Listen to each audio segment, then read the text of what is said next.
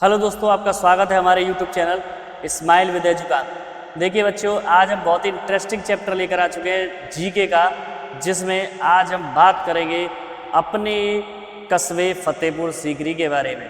इससे पहले की वीडियो में आपको हमने पर्यटन स्थल के बारे में बताया, बेसिक चीज़ें थी, और बेसिक ही बातें आज हम अपने फतेहपुर सीकरी के बारे में स्टार्ट करेंगे। चलिए इस कहानी को शुरू करते हैं।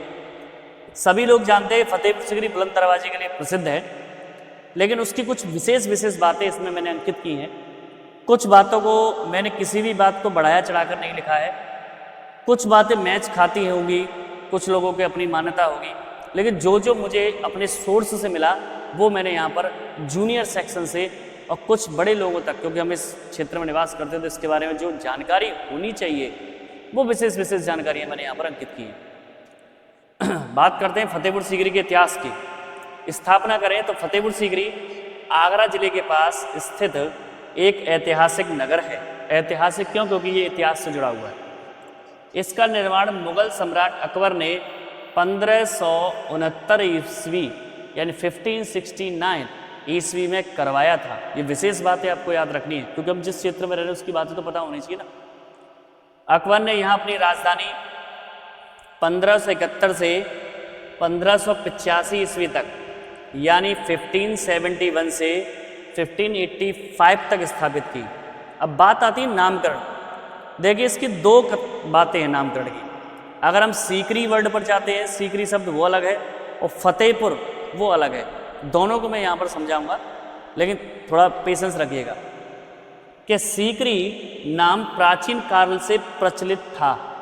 सीकरी प्राचीन काल से ही नाम प्रचलित था, फेमस था, लेकिन 1569 में जब अकबर को सूफी संत शेख सलीम चिश्ती का आशीर्वाद प्राप्त हुआ तो उनके आशीर्वाद से अकबर को एक पुत्र सलीम कह लीजिए या जहांगीर हुआ।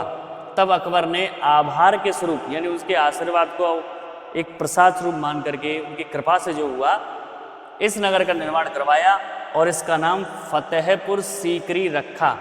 फतेह माने विजय और पुर माने नगर। अब यहाँ पर डाउट खड़ा हो जाता है कुछ लोगों के लिए, कुछ इतिहासकार के लिए, कि फतेह शब्द विजय है तो यहाँ विजय का क्या मतलब है।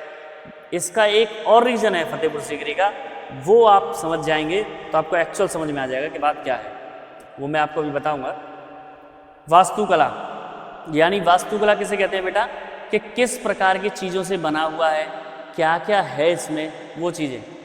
फतेहपुर सीकरी की इमारतें लाल बलुआ पत्थर से बनी है। फतेहपुर सीकरी की बिल्डिंग में से किससे बनी हुई है? लाल बलुआ पत्थर से। इसी से आपका रेड फोर्ट बना हुआ है, लाल किला आगरा का, ठीक है ना। इसमें हिंदू और इस्लामी स्थापत्य शैली का सुंदर मिश्रण देखने को मिलता है।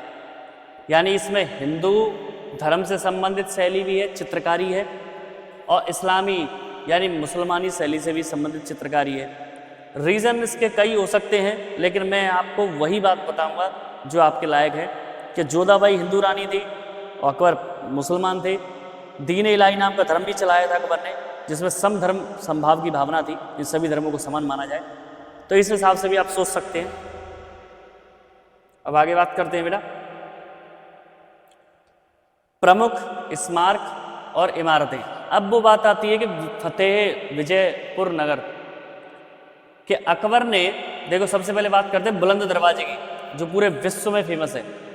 कि अकबर ने 1601 ईस्वी में गुजरात विजय के उपलक्ष्य में ये बनवाया। यह भारत का सबसे विशाल द्वार है, सबसे बड़ा दरवाजा है, और इसी गुजरात विजय के आधार पर आप ये कह सकते हैं कि इसका नाम फतेहपुर रखा गया। ठीक है ना। प्रचलित नाम, पुराना नाम सीकरी है, ध्यान रखिएगा। दूसरा पॉइंट है बेटा जामा मस्जिद। वैसे तो दिल्ली में जामा मस्जिद, लेकिन जहाँ पर नमाज पढ़ी जाती है ना बेटा, वहाँ पर वो जामा मस्जिद के नाम से बोलते हैं। भरतपुर में भी है। तो ये भव्य मस्जिद है जिसके अंदर शेख सलीम चिश्ती की दरगाह है। किसकी दरगाह है बेटा? शेख सलीम चिश्ती की दरगाह है। तीसरा पॉइंट है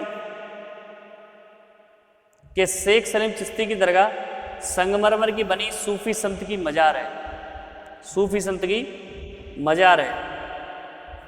अब आता है पंचमहल। पंचमहल यानी 5 मंजिल महल, जहाँ शाही परिवार ठहरता था।